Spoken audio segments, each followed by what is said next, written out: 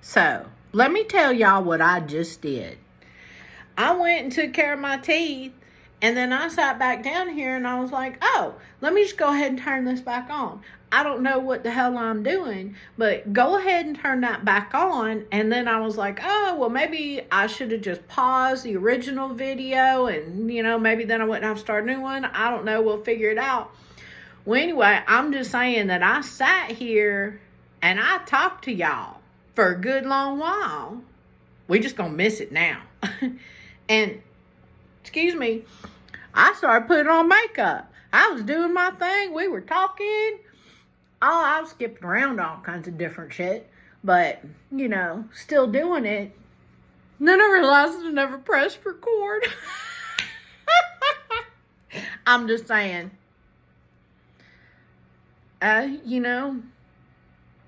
What if we go about this little project of just making it to where I'm going to bring Mickey into this every time because it was her idea. That we just share in real life. Ain't none of us perfect. I'm sure not. And just by the way, it's a vape. I'm in my own damn house. I can do what I want. So, y'all missed all the stuff I was talking about when I forgot to press play. So, sorry. I'm just going to kind of pick up where my neurodivergent brain picks up on. I actually talked about how we got this new word and it's kind of fun. I like to say it, neurodivergent. Are you neurodivergent or neurotypical? If you're neurotypical, I may drive you crazy. Just saying. I love neurotypical people when they're not judgy.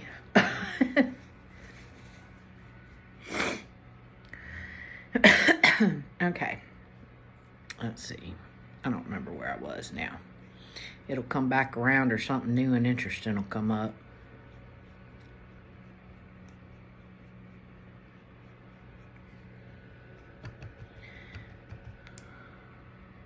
So on these things, like, I wonder, do people just record and then they just record and go on about life and then sit through there and edit it to take out any boring parts?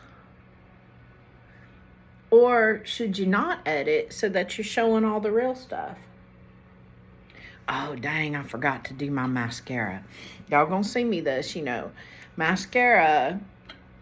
And I use a couple different kinds for different reasons. I stick it in my boobs so that it'll get warm because it goes on better.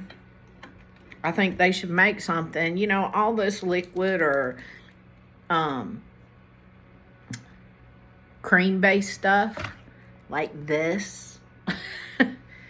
I think if it's at the right temperature, it goes on better. And because I'm not really a makeup person, but I can assimilate.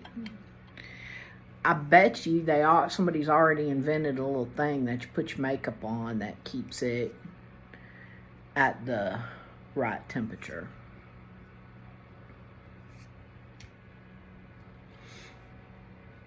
Hey, I ain't gonna lie. Me forgetting to turn that dang press record on the video,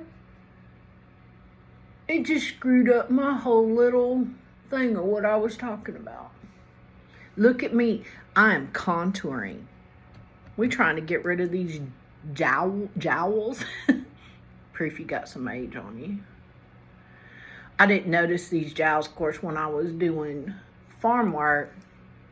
Never looked at myself this much in the mirror at all for any reason. But I was doing this project where I was doing this training series.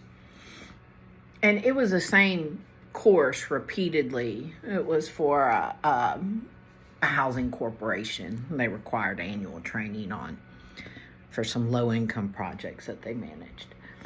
And it was the same training, but I did it repeatedly. I did it in person.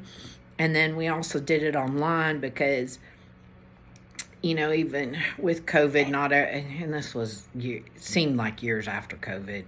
Now, I have time blindness, so I don't really know how long it was, but not everybody. Some people were all about in person. They couldn't wait for in person. And some people wanted to do it online. So I'm at work, and they got kind of room set up, and we're doing this on Teams and all of this stuff. And that's when I started noticing jowls.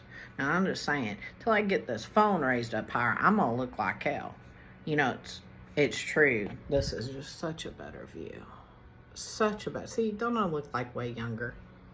Anyway, it's another thing about being a Gen X. I did not grow up learning how to take a picture of myself. It does not come naturally to me. And I'm not photogenic. Now, my mom, I was just turning off a little fan there because, you know, all this crap you put on your face got to dry. My mom was super photogenic. And so my mom was born in 32. My dad, 27. And so when my mom, got this Louisiana, California connection, and we're going to focus really on the mom side of my family. My grandpa from Louisiana, he got a little outlaws going on. You know, that's why he never went back to the Houma Gonzales area. But anyway, we don't know if it was him or his brother, but one of them shot the sheriff's son, okay? And so they left. My grandpa ended up going to California, and he went to work for this guy who kind of had money, you know, was rich. He went to work for him, and then he eventually stole his young wife from him. So the wife married him. She was 16 and he was in his 50s. And she had 2 children for him. But anyway, my grandpa went out to California and went to work for this man and then directly stole his wife from him, my grandma. And she ran off with my grandpa and left the 2 sons with their rich dad. And, you know, really, we never really know, you know, what was going on everywhere. But, you know, what we were told afterwards was that she knew that they would be good with him, that he was very wealthy and that they would be fine. And turned out to be true. I actually have cousins that own 10 acres in Santa Barbara proper. So, yeah, they fine. But anyway, Granny and Pa hooked up, ran off with each other. Now, they ended up back in Louisiana when the war came. And, you know, they were doing the blackouts and stuff. And Pa was like, yeah, nah, we're going back to Louisiana. So when it came back to Louisiana, they ended up in Allen Parish, which is where I grew up. And that part of the country, way back in the day, was no man's land. You know, like before the Louisiana Purchase. It's that area of land next to Texas, not real south in Louisiana, but whoever owned the Louisiana side and whoever owned the other side, they argued about who owned this little section, okay? And because they argued so much about it, y'all, go look this up in the history. I might not have it 100% right, but this is our understanding of it, that they just said, okay, we'll just leave it alone and nobody will own it. And that kind of became no man's land. It tended to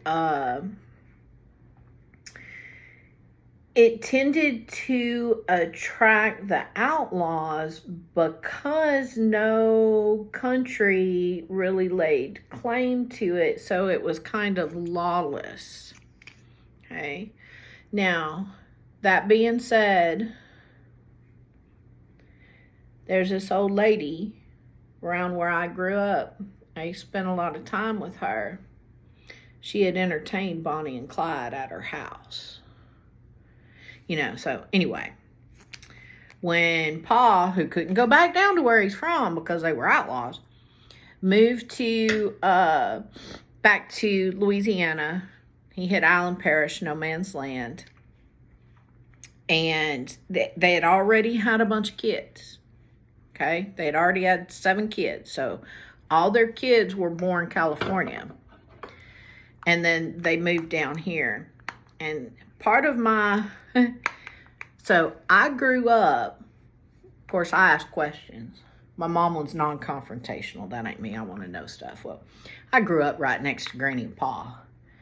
And I'm one of the youngest grandkids. There's only 2 that are younger than me.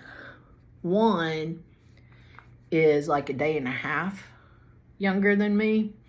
The other one is a couple of years. She was an accident late in life, one of my aunts. But anyway, folks, by the time they get older, the deny till you die and hide everything kind of, it's not that big a deal anymore. So I listened.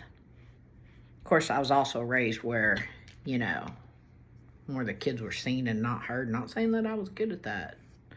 But I learned some stuff. Okay, let me see. What am I doing now? Let me do on my eyelashes. Okay, let's see what time it is. Am I running late? 7:08. I'm running late.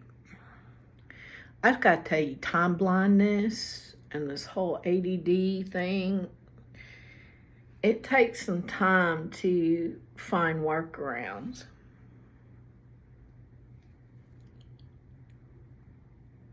Anyway, I was talking about Granny and Pa there. So that's how we ended up in Louisiana and why we're in Island Parish, okay? So now the kids, like my mom, after she got on, she went back to California. And I will say, Granny didn't she came from town. And then all of a sudden she's down in very rural Louisiana where, you're having to cook over an open flame.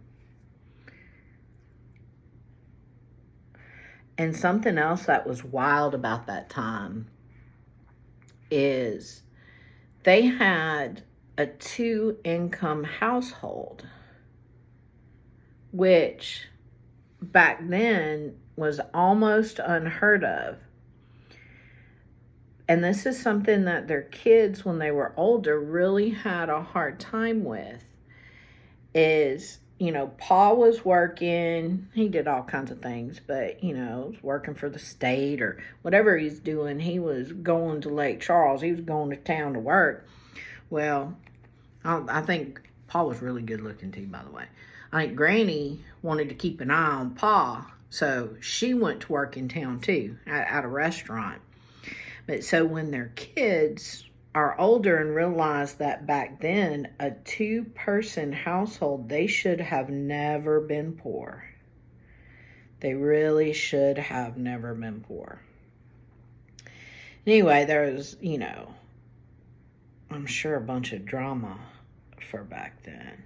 I don't remember why I got on this topic.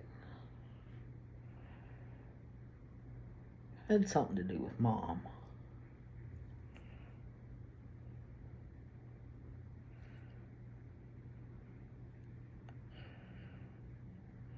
Oh, well. Maybe it'll come back around. If it don't, if y'all know. And, apparently this is an interactive thing where you can leave comments and tell me. You can tell me what the hell I was supposed to be talking about, and we can revisit that subject. Otherwise, we're going to skip around with me. I think I was going on to photogenic. Anyway. So, Mom and them grew up Louisiana, although they were born California. Mom went back to California. She ended up getting married there and to her first husband. We call him Pop. Awesome dude. Not my dad. Still awesome dude. And she had her first child, my oldest sister, and they needed money, and she modeled. She said she hated it. And she was also in a commercial or two. And there's actually this picture of her. Oh, dang, my dryer just buzzed. I got to go and do my clothes. I'm going to press pause and see if I can come back. We'll see how this works. I don't want to iron.